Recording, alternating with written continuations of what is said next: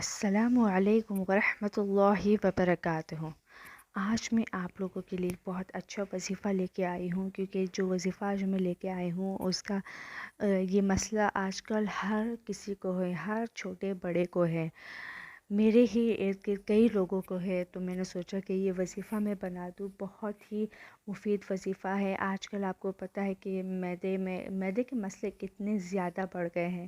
کیا پتہ کوئی خوراک میں مسئلہ ہو یا کسی بھی چیز میں بھی مسئلہ ہو سکتا ہے، لیکن ہر دوسرے بندے سے اگر آپ پوچھیں تو ان کو معدے کا مسئلہ ضرور ہوگا، چاہے وہ جلن ہو، گیس ہو، سوجن ہو، کسی بھی طرح کی شکایت انہیں ضرور ہوتی ہے۔ معدے سے متعلق ضرور ان کو کوئی نہ کوئی شکایت ہوتی ہے۔ تو میں نے سوچا کہ میں اس پر وظیفہ ایک آپ کو بتا دوں، بہت ہی مفید وظیفہ ہے۔ اچھا، ایک بات بتا دوں، اگر آپ یہ وظیفہ کریں، جب وظیفہ مکمل ہو جائے تو آپ اس کو پانی پر دم کر کے وہ پانی پیجیے گا، ٹھیک ہے؟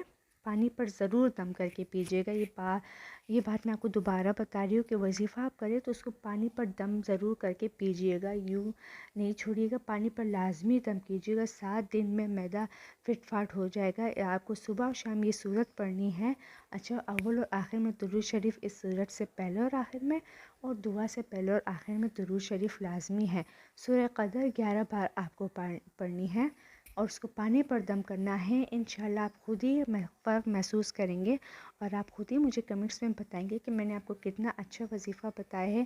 بھولیے گا مت کہ 11 بار سورہ قدر آپ کو پانی پر دم کرنا ہے، اول اور آخر میں درود شریف، اور دعا سے پہلے اور آخر میں بھی آپ کو درود شریف لازمی پڑھنی ہے، کیونکہ درود شریف سے دعا قبول ہوتی ہے۔